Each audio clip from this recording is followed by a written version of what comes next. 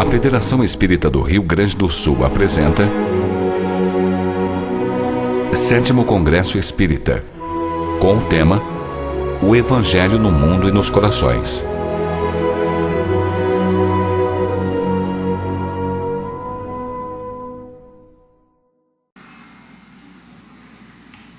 Bom dia a todos.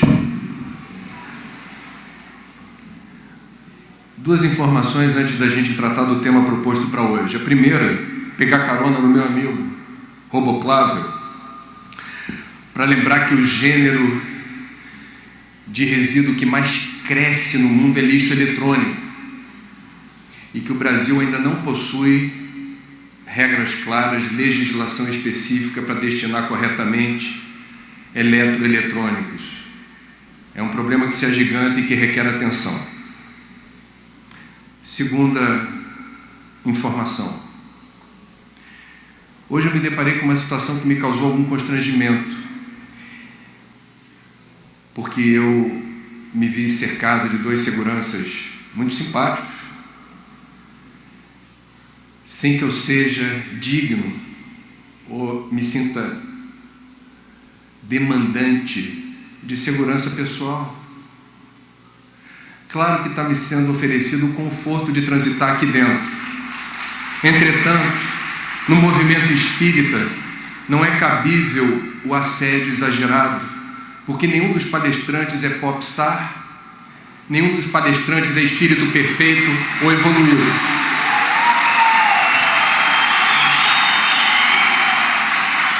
Com toda franqueza, em boa parte dos casos, isso me diz respeito, somos nós os maiores endividados.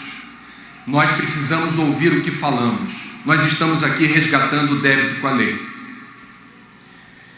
Agora sim,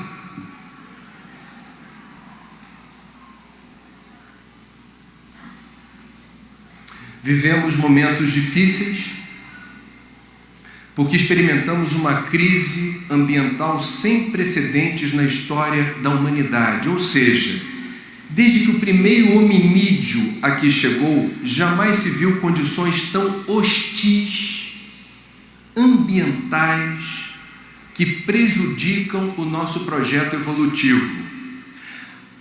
A singularidade dessa crise é que ela não é determinada por fatores exógenos, fatores que extrapolam a nossa competência ou a nossa incompetência. Essa crise tem a nossa digital e o nosso DNA. Quando a gente fala de mudança do clima, a parte que cabe ao homem no agravamento do efeito estufa, principalmente pela queima progressiva de petróleo, carvão e gás. Quando a gente fala da destruição sistemática da fauna, da flora, das florestas. Quando a gente fala da produção monumental de resíduos, de lixo, que se avoluma por aí sem nenhum controle ou limite. Quando a gente fala do uso indiscriminado de veneno nas lavouras, e o Brasil é campeão mundial de agrotóxico, e o gaúcho conhece essa realidade.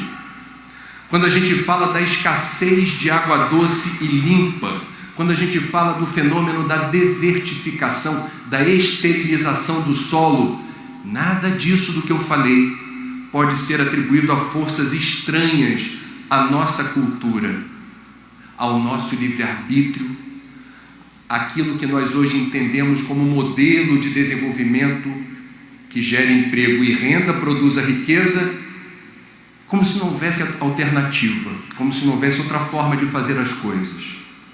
Por conta dessa crise terrível, todas as grandes religiões e tradições espiritualistas do mundo, no Oriente e no Ocidente, eu estou falando do cristianismo, eu estou falando do budismo, do judaísmo, do islamismo, das religiões afro-brasileiras, entre outras, tentam reconfigurar, reconstituir textos considerados sagrados e referenciais para essas tradições e essas religiões à luz dessa crise.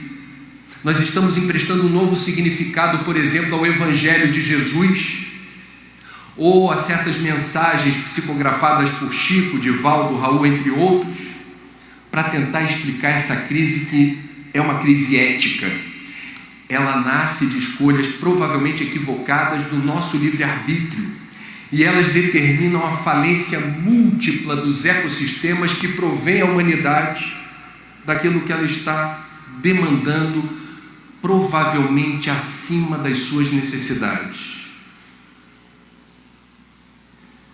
Nesse sentido, o que me cabe aqui hoje, fazendo o pouco tempo que tenho, é tentar usar aquilo que o Espiritismo nos traz de informação para ressignificar o Espiritismo à luz dessa crise. O que a doutrina espírita tem para nos dizer a respeito dessa crise? O que tem a ver Espiritismo com sustentabilidade? Eu vou tentar fazer uma construção aqui do que alguns teólogos chamam de teologia ambiental. Começando, e essa é a sugestão que o tempo todo a gente vai tentar fazer para vocês aqui, entender que o planeta Terra não é apenas a nossa casa no universo. Entender que o planeta Terra faz parte de nós e nós intercambiamos incessantemente fluidos, vibrações e energias que tornam a vida possível. O que acontece fora reverbera dentro, o que acontece dentro repercute fora. Essa relação, ela é demonstrável cientificamente e ela determina um novo paradigma, um novo olhar sobre a realidade que nos cerca. Não podemos ter saúde, longevidade, alegria e paz num mundo destroçado ambientalmente. Rapidamente lembrar que talvez uma das obras mais importantes para a gente entender a trajetória do planeta nesses quase 5 bilhões de anos está num livro psicografado em apenas um mês, em 1939, por Chico Xavier, ditado por Emmanuel. Em A Caminho da Luz, Emmanuel nos revela que Jesus, há quase 5 bilhões de anos atrás, já era um espírito puro e perfeito, pertencente à comunidade dos espíritos puros, que em apenas 2 ocasiões se reuniu próximo da Terra. A primeira, quando a Terra, ainda um magma incandescente, se desprendeu do Sol e começou a ter autonomia. A segunda, quando se determinou que Jesus seria o porta-voz do Evangelho, Ele mesmo, entre nós encarnados. A respeito da liderança de Jesus na formação da Terra, Emmanuel diz que ele coordenou um trabalho incessante, difícil de descrever, de um exército de engenheiros siderais, que foram determinando cada pequeno detalhe no mundo da física, da química, da biologia, da geologia, para constituir o planeta tal qual a gente o conhece. Cada pequeno detalhe não merece ser chamado dessa forma. Diz Emmanuel, em A Caminho da Luz, Jesus, governador da Terra, organizou o cenário da vida, criando, sob as vistas de Deus, o indispensável à existência do porvir. Fez a pressão atmosférica adequada ao homem, antecipando-se ao seu nascimento no mundo no curso dos milênios. Edificou as oficinas de ozônio a 40 e 60 quilômetros de altitude para que filtrassem convenientemente os raios solares, manipulando-lhes a composição precisa, a manutenção da vida organizada no orbe. Tudo, rigorosamente tudo, foi elaborado, criado, confeccionado sob medida para abrigar a vida. Séculos depois, o astrofísico da NASA, criador da hipótese que virou depois teoria de Gaia, segundo a qual a Terra responde a certas agressões como se fosse um superorganismo vivo e inteligente, James Lovelock, ainda vivo com 90 e poucos anos, nos arredores de Londres, também fala sobre a precisão na calibragem dos ingredientes que formataram a Terra. Diz ele, a taxa de salinidade a quantidade de sal dos oceanos é de 6%. Se fosse um pouquinho acima de 6%, não haveria biodiversidade marinha. O sal, em certas dosagens, é veneno. Esteriliza a vida no solo e nas águas. 6% é a calibragem perfeita para a gente ter esse espetáculo ainda monumental da vida microscópica ou macroscópica nos oceanos. Não é por acaso que há essa dosagem. O oxigênio, 21% da atmosfera, da composição dos gases, são compostos de oxigênio. Se fosse menos de 21%, não seria possível produzir fogo. O oxigênio é inflamável. 21% é a dosagem certa para ter fogo sob controle. Acima de 21% de oxigênio, qualquer pequena faísca determinaria incêndios devastadores.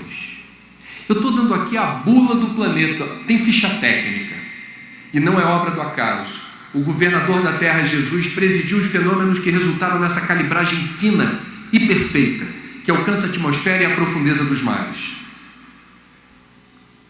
O que é ecologia? Ecologia é uma ciência, que significa o quê? Estudo da casa.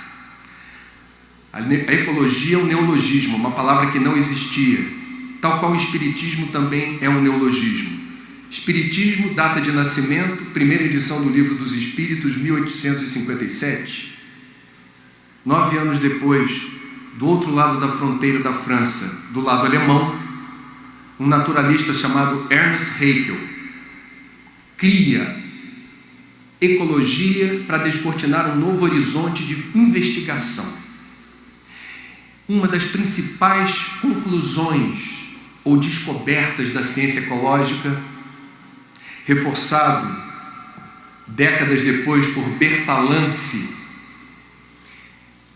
é a seguinte: todo pequeno ser, por mais desprezível que seja, cumpre uma função estratégica importante para a saúde e a vitalidade dos ecossistemas onde a vida se resolve.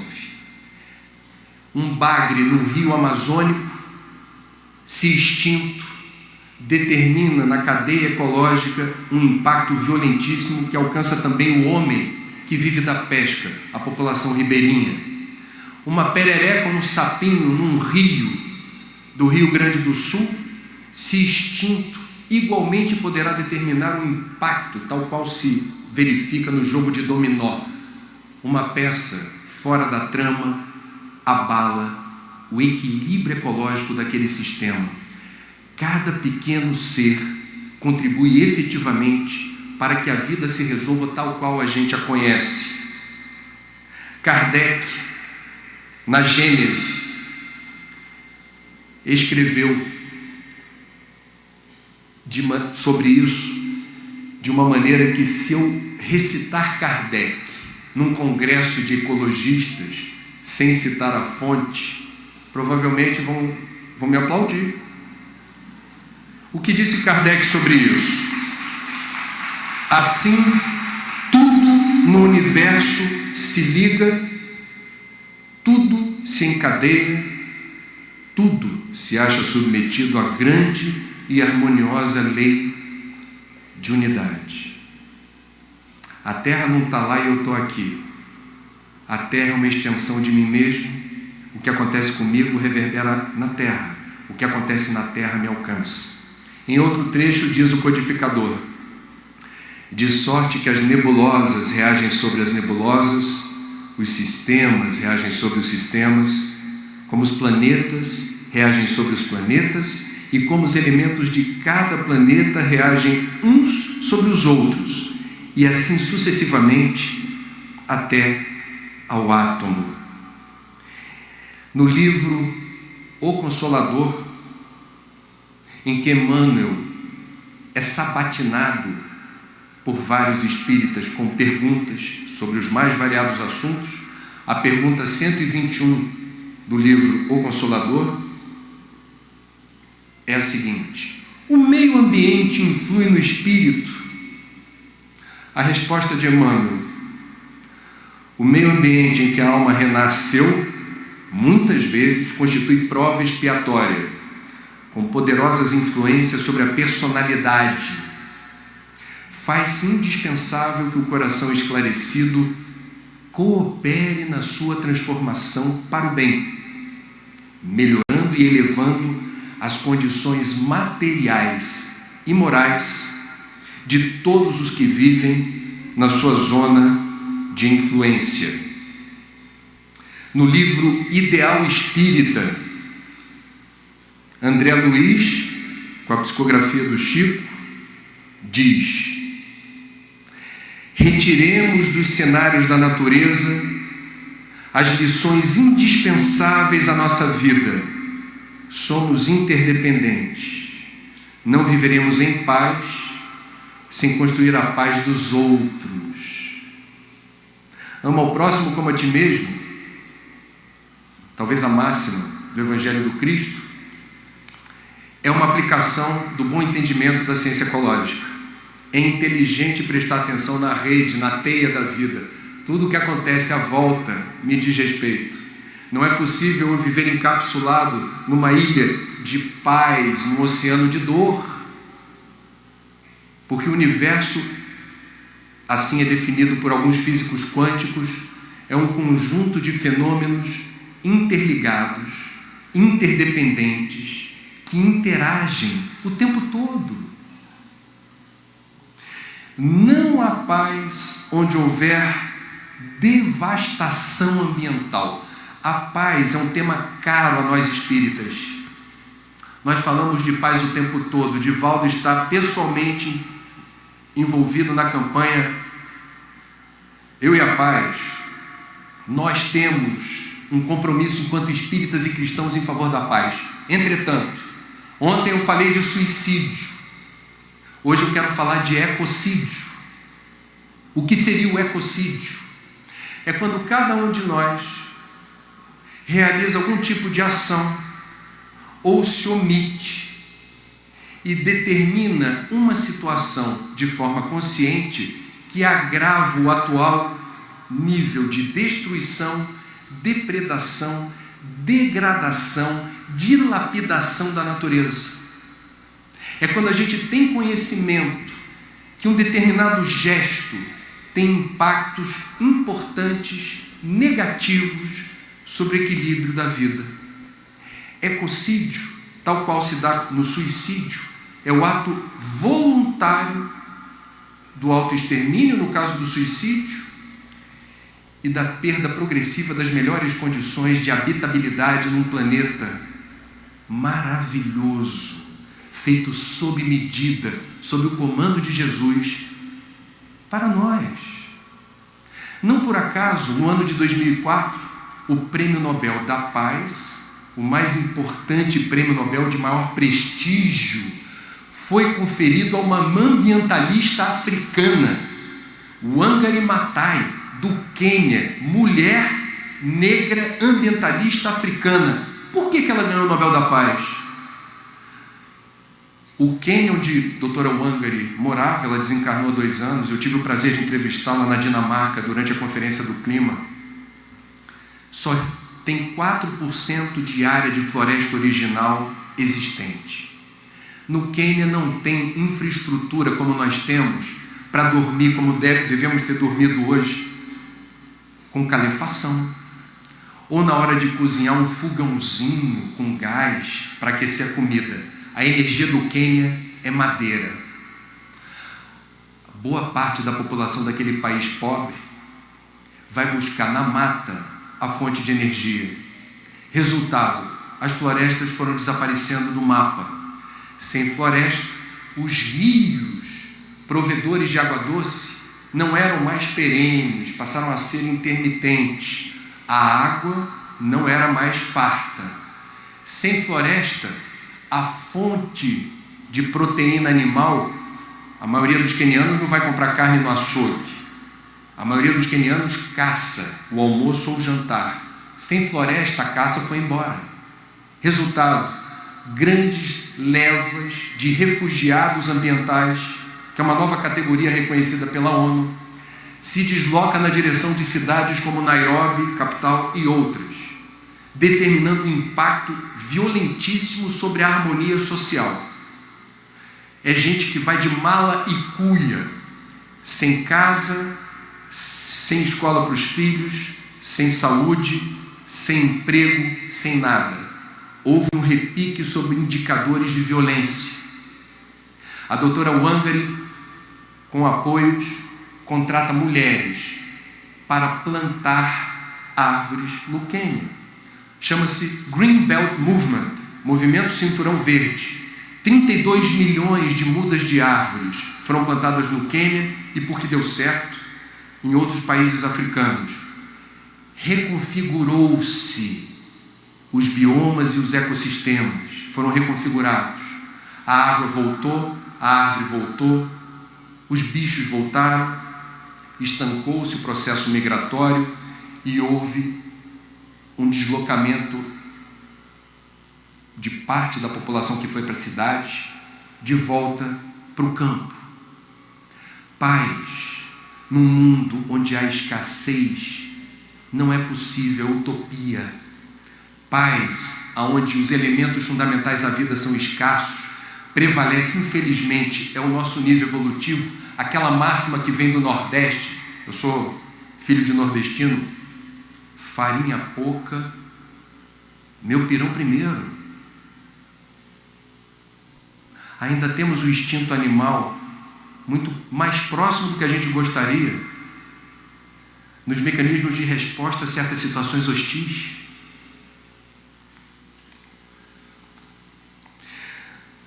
Essa influência do planeta é revelada de maneira maravilhosa e fantástica. Parece livro de ficção científica em Missionários da Luz, quando o instrutor Alexandre explica para André Luiz de que maneira nós somos atingidos por múltiplas formas de energia o tempo todo enquanto habitantes dessa nave azul. Aspas. Descem sobre a fronte humana a cada minuto bilhões de raios cósmicos oriundos de estrelas e planetas amplamente distanciados da Terra. Nós somos bombardeados de energias que emanam de planetas e estrelas vizinhos sem que a gente se dê conta disso. Sem nos referirmos aos raios solares, caloríficos e luminosos, que a ciência terrestre mal começa a conhecer.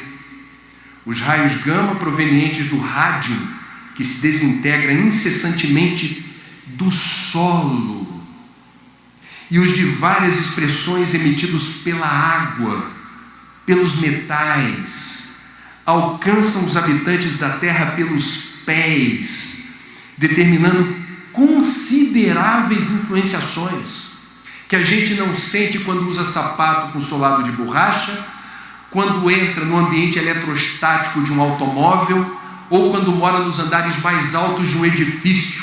Essa energia telúrica não pode driblar as leis do universo. A borracha é isolante. E em sentido horizontal, experimenta o homem a atuação dos raios magnéticos exteriorizados pelos vegetais, pelos irracionais e pelos próprios semelhantes.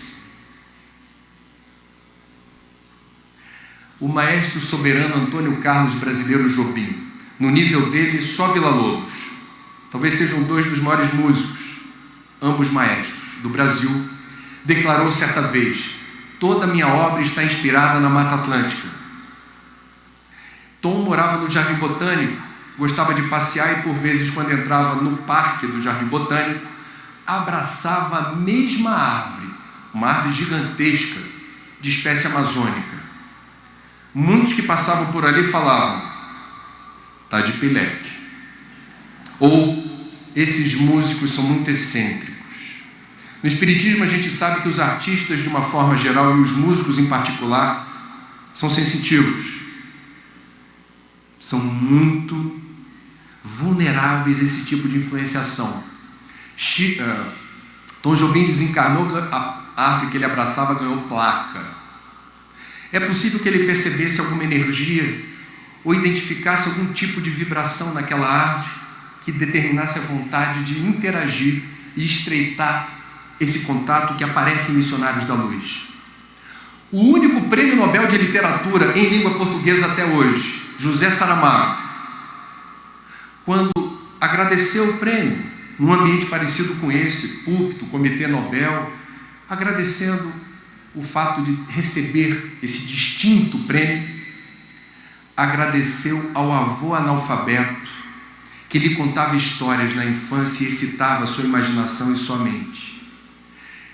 O casal de avós ficava com ele uma parte do ano, num lugar muito frio, eram criadores de porcos. Quando esfriava demais, os porquinhos menorzinhos eram colocados na base da cama para você encostar o pé naquele porquinho quentinho. Do lado de fora havia 3 árvores e o avô de Saramago adorava ficar ali, levava o neto para contar histórias debaixo de um céu estrelado. E ele disse com emoção, no dia de agradecer o prêmio: na véspera da morte do meu avô, ao que parece intuindo o desencarne, ele saiu para o quintal e, num gesto que a gente nunca viu ele fazer, abraçou longamente cada uma das 3 árvores antes de desencarnar. Um gesto que se revelou depois para Saramago de gratidão por uma existência onde aquele senhor iletrado, analfabeto, entretanto sábio, reconhecia de alguma maneira que aquelas árvores não eram apenas vegetais inertes no quintal. Havia ali algum tipo de riqueza, reconhecida num longo e emocionante abraço.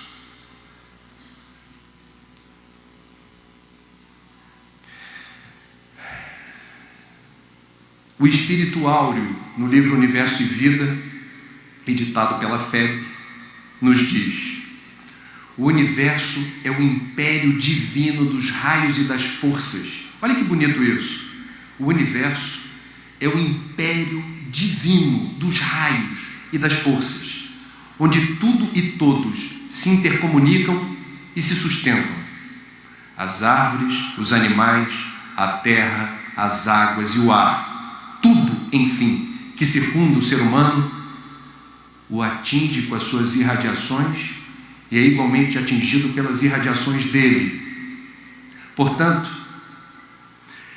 faz sentido o que Joana de Ângeles ditou para Divaldo Franco em 1974, no livro Após a Tempestade, no capítulo 3, intitulado Poluição e Psicosfera. O que diz Joana com todas as letras? Que nesse livro Joana chama Jesus de o sublime ecólogo.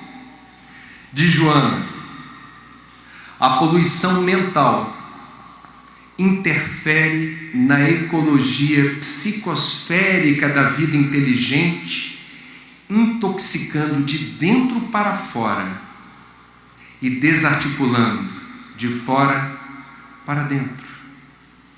Mais à frente ela diz: a poluição mental campeia livre, favorecendo o desbordar daquela de natureza moral, fator primacial para as outras poluições que são visíveis e assustadoras. Não teríamos o roboclável aqui hoje como símbolo de um movimento que pretende emprestar consciência ao mais previsível dos processos de viver na Terra, que é gerar resíduo. Todo dia a gente descarta lixo. Como diz um professor meu, lá do Rio, quando você ouvir alguém dizendo: vou jogar lixo lá fora, não tem lá fora. Não existe lá fora. Aonde você jogar o seu resíduo, ele continua sendo seu. O que se espera de um espírita que se prepara para o mundo de regeneração é que se sinta responsável pelo seu resíduo e dê a destinação adequada e correta, que que é aquela que determinará o menor impacto possível ao meio em que estamos inseridos. Não tem lá fora. Não existe lá fora. Do ponto de vista quântico, não tem lá fora. Do ponto de vista ecológico, não tem lá fora. Do ponto de vista espírita, não tem lá fora. O meio ambiente nasce no meio da gente. Quando Joana fala de poluição e psicosfera, ela lembra: nós somos seres imperfeitos que ainda estagiamos numa faixa vibratória em que a maior parte dos nossos pensamentos é de baixo teor vibratório. Um terapeuta transpessoal japonês chamado Tadashi Kadomoto, no livro Ninguém Tropeça na Montanha, revela um estudo feito nos Estados Unidos que quantificou o número de pensamentos que cada um de nós tem a cada dia. Vocês já fizeram essa conta? O doutor Kadomoto fez 50 mil pensamentos por dia. E a pesquisa foi além. Tentou determinar a qualidade do pensamento. Em 40% dos casos, nós estamos pensando ou usamos energia mental para preocupações fantasiosas que dizem respeito a fatos que jamais acontecerão. Ou seja, 40% da minha energia mental ela é absurdamente empregada e consagrada ao que jamais vai acontecer, a um delírio, a uma fantasia. 30% dos pensamentos estão relacionados a coisas que já aconteceram e que não podem mais ser modificadas. É o passado, é a lembrança, é a memória. 30%. 12% dos nossos pensamentos dizem respeito a assuntos de saúde, a preocupação com a nossa vitalidade, nossa saúde. 10% assuntos absurdamente insignificantes, os mil nadas do nosso dia a dia. Segundo esse estudo, apenas 8% dos nossos pensamentos aludem a motivos reais de preocupação. 8%. Portanto, se a minha psicosfera do André aqui, ela vai ser mais ou menos luminosa em função da qualidade dos meus pensamentos, do teor vibratório dos meus pensamentos e dos meus sentimentos, se eu não sigo o princípio caro ao Evangelho do vigiai e orai, eu estou gerando mais poluição na minha psicosfera que interage com a psicosfera dos outros. Em bom português, o Evangelho também pode ser entendido como um tratado de saneamento básico espiritual.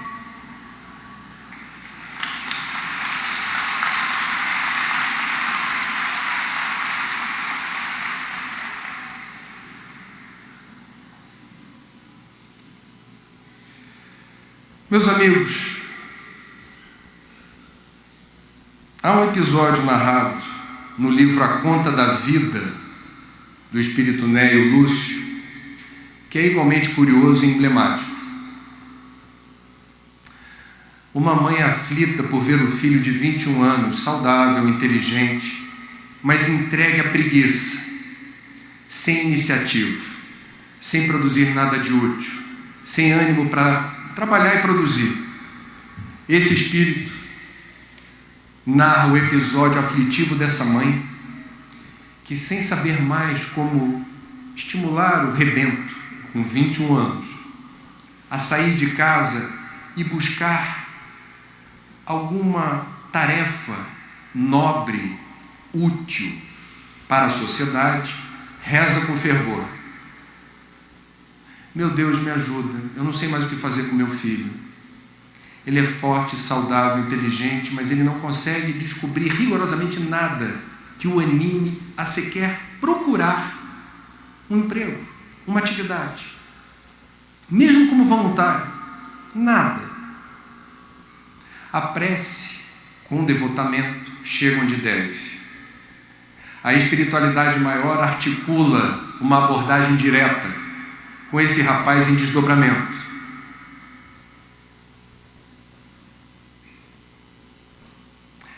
Levindo é o nome do rapaz. Seu guia e mentor, de forma muito direta, ao abordá-lo na erraticidade, diz: meu amigo, venho trazer-te a conta dos seres sacrificados até agora em teu proveito. O moço, arregalava os olhos de assombro, enquanto o mensageiro prosseguia: até hoje, para sustentar-te a existência física, morreram aproximadamente 2.000 aves, 10 bovinos, 50 suínos, 20 carneiros e 3.000 peixes diversos. Fazer essa conta no Rio Grande do Sul deve ser doloroso para muita gente.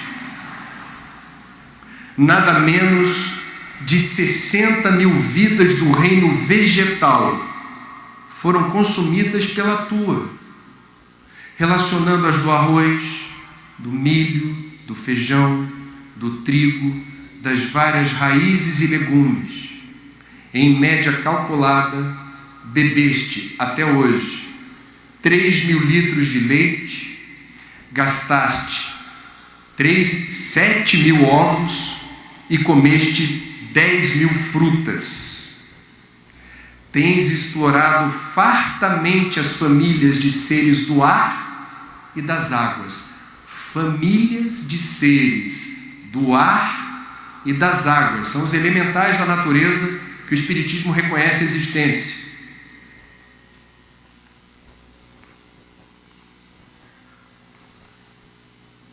De galinheiros e estábulos, pocilgas e redis.